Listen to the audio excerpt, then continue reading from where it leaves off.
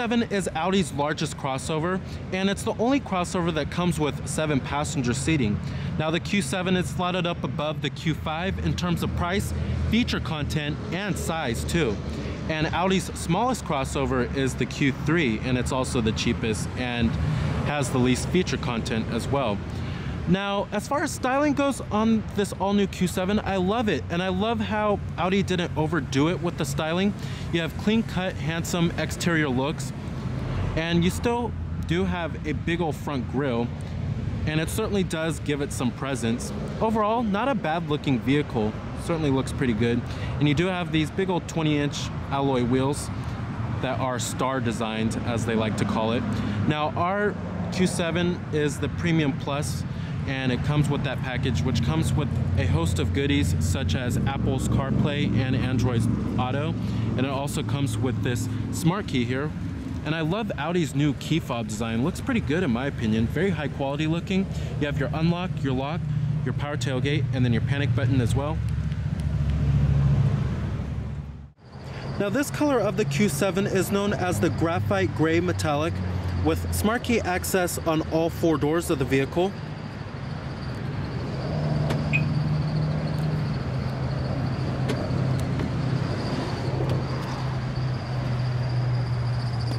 Also comes with a full-on black leather interior.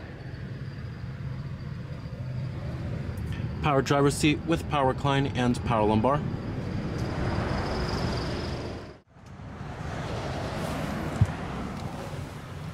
Alright, now sitting inside of the all-new Q7 here, the best way to describe the design of the interior is simple yet elegant. But it's a really nice cabin design. Can feel a little austere in here, but it's still very nice. The step-in height is fairly low for the Q7 as well, and has pretty ease of ingress and egress. Now you do a push button ignition, just put your foot on the brake and hit the button to start. And what you're hearing there is a 3-liter supercharged V6.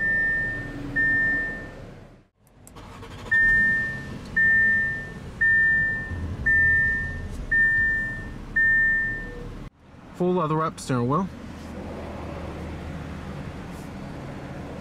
Coming to your transmission, you have an 8-speed Tiptronic automatic transmission.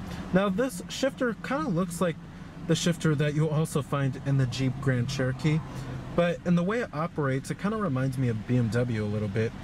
Now basically you just go down for drive, up for reverse, and then you do push for park with this little button right here on the shifter.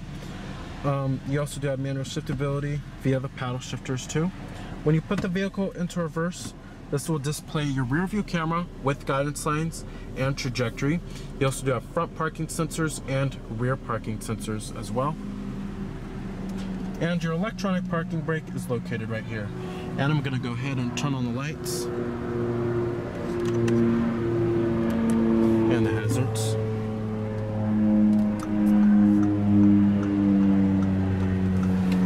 All windows are fully automatic in the Q7. Let's go ahead and pop up the hood, check out the engine bay.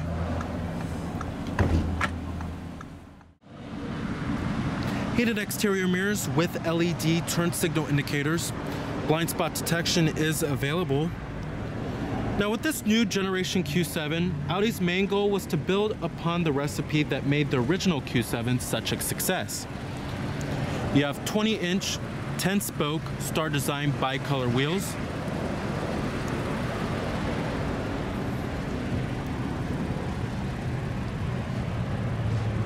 Coming up front, you'll find high-intensity discharge headlights with LED daytime running lights. You also do have headlight washers too.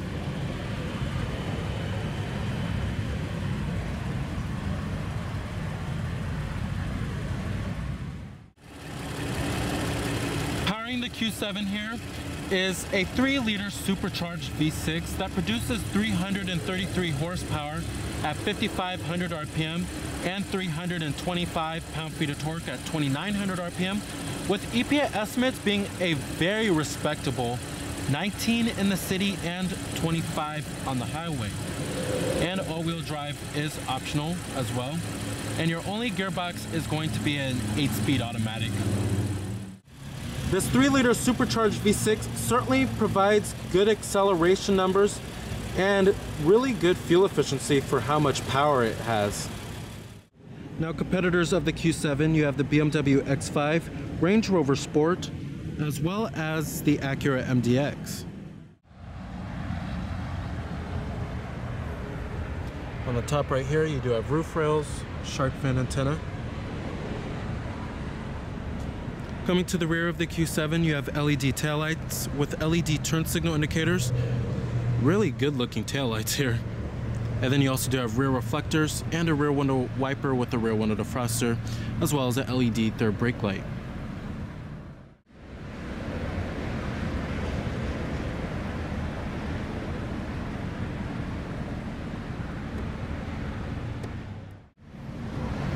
At the bottom, you also do have dual exhaust tips with rear parking sensors.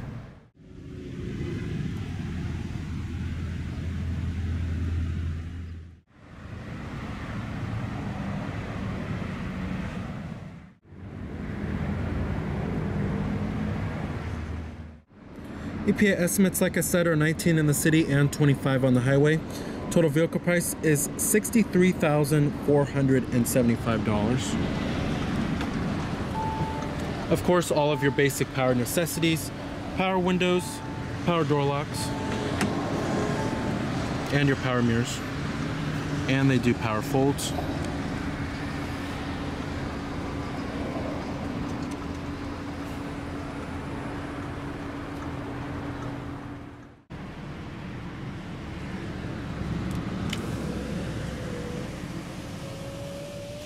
Build quality and materials are exquisite inside of the Q7, which you would expect out of Audi's most expensive crossover and their largest crossover as well.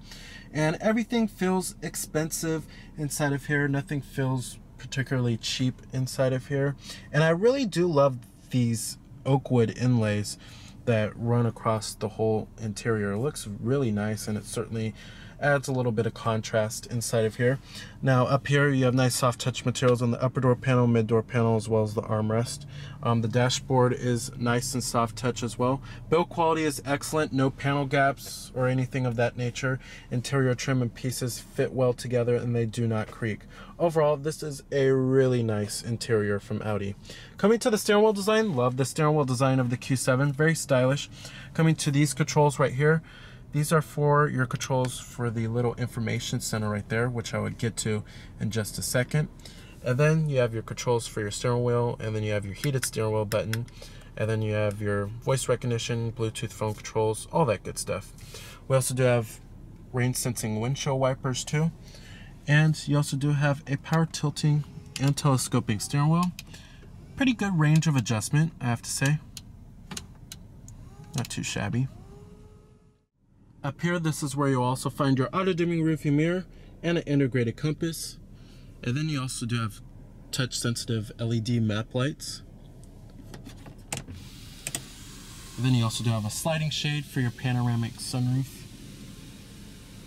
What's pretty cool is that you can have the sunroof open and then the shade closed up.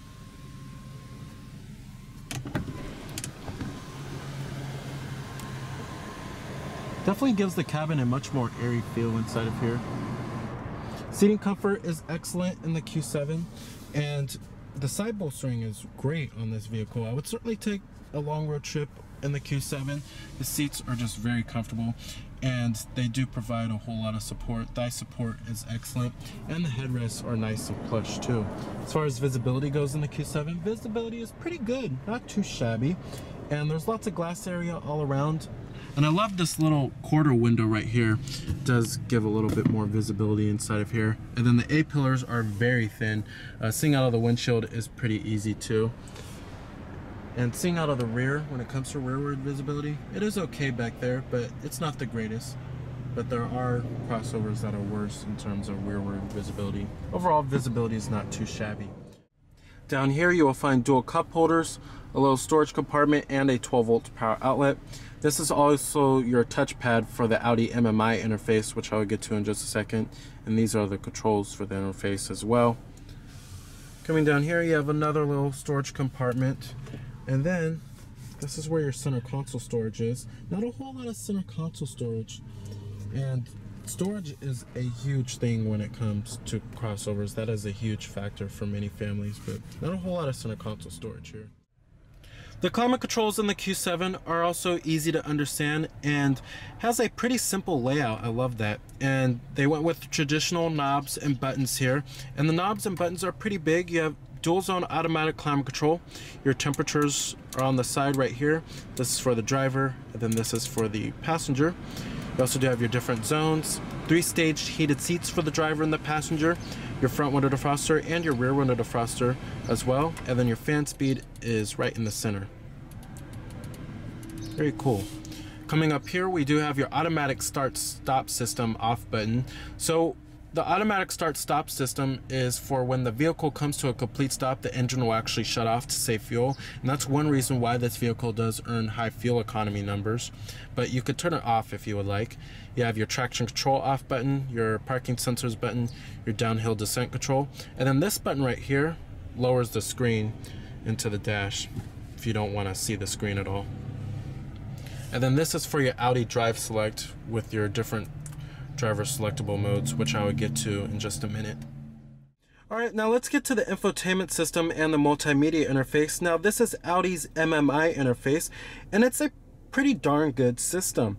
Now, of course, this is not a touchscreen here. Instead, you have a touchpad down here and then buttons surrounding it too. Now, let's get to the main menu. If you want to get to the main menu, you have to click on this menu button right here. This is your main menu screen, and then you can scroll between all the different menus on the main menu. And this is how you scroll, by this little dial right here. But the rendering and the graphics on this system are beautiful. And then coming to vehicle, this is for your Audi Drive Select, or you can control the different driver selectable modes by these two buttons right here. And you have your off-road mode, a comfort mode for everyday use, and then dynamic, individual, and then auto too. Let's get back to the main menu. Also, what I do love about this system is that they do have a little back button on the touchpad right here, which is very convenient. Coming to sound, you could change your sound settings. From the treble, bass, the subwoofer, balance fader, sound effects. We also do have a 3D surround sound system in this vehicle, and it is Bose, which is optional. It's like an $1,100 option. Coming to radio right here. Of course, you do have AM, FM radio, XM satellite radio, all that good stuff. Pretty much all of the norm. And then it gives you Sirius XM alerts too. You can set your presets, of course. And you also do have HD radio, all that good stuff. This is actually a much better interface, and it's more easy to operate than their past generation Audi MMI interface. Of course, you can hook up your Bluetooth phone and all of that good stuff. And then your different media sources do include Bluetooth streaming audio, your USB port with iPod integration, and then your auxiliary inputs. Your USB ports are also located down in the center console. You have two USB ports down here, and then your auxiliary input. Coming back to the main menu. You have your telephone. When you hook up your Bluetooth phone, you can have all of your contacts stored on here and view your recent calls and have an integrated dial pad. Then you have your navigation. And then you can enter in your address by manually putting it in, or you could do it by the touchpad, which is pretty cool. Right now I'm putting in a B. And it recognizes it.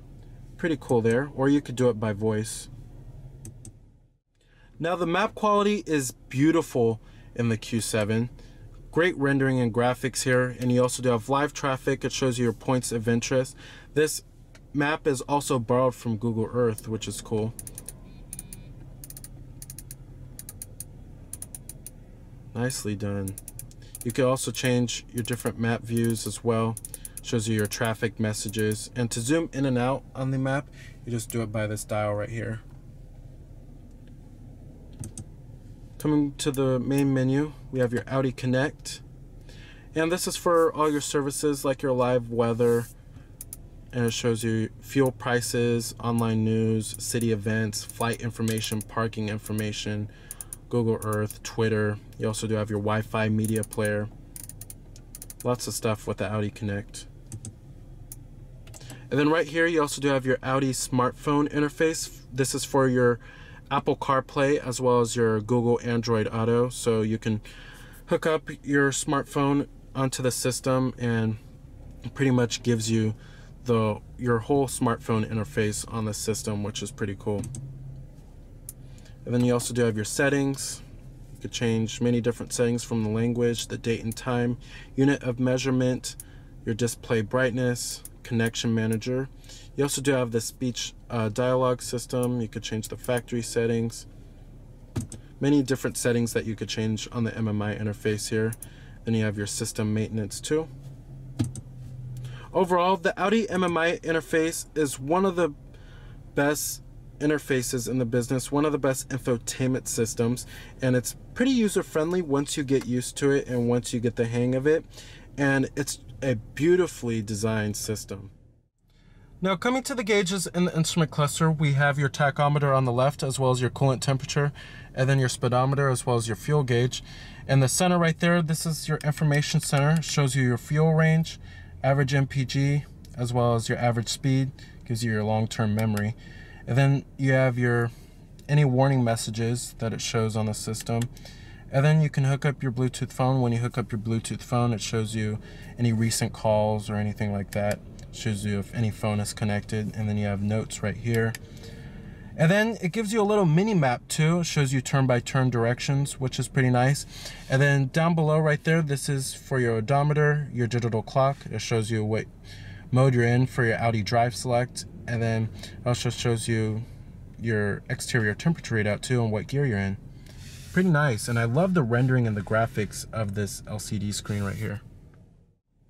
Now, as far as front occupant room goes, there's lots of it. There's lots of headroom in this vehicle, lots of legroom, and I have lots of room to spread out, and I found a very comfortable driving position in this vehicle, and I'm about 6 feet tall.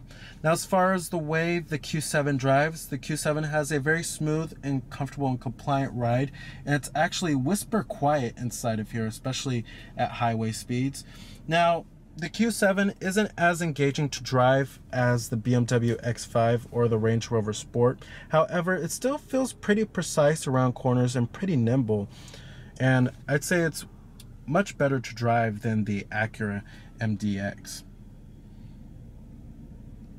All right, and let's go ahead and shut down the Q7. Let's go ahead and check out the rest of the vehicle.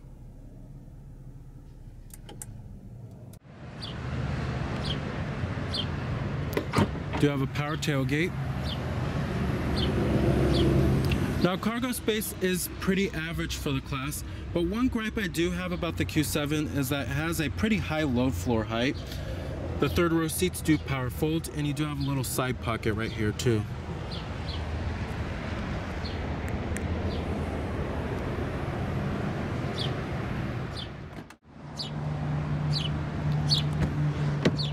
Now, build quality and materials do follow through in the rear of the Q7.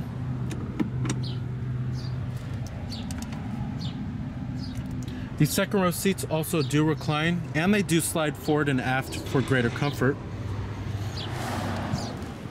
Now, sitting back here in the Q7, it's a pretty pleasant experience. I have plenty of legroom, plenty of headroom too, and I do have rear air vents back here as well as heated rear seats and two 12-volt power outlets. And then the seats themselves are also very comfortable and pretty supportive. Thigh support is pretty good. And you do have your rear center armrest with cup holders. But overall, it's a pretty comfortable experience.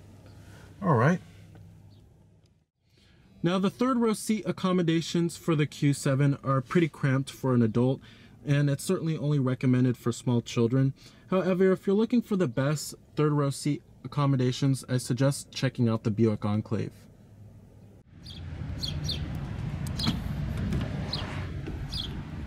Powered passenger seat with power recline.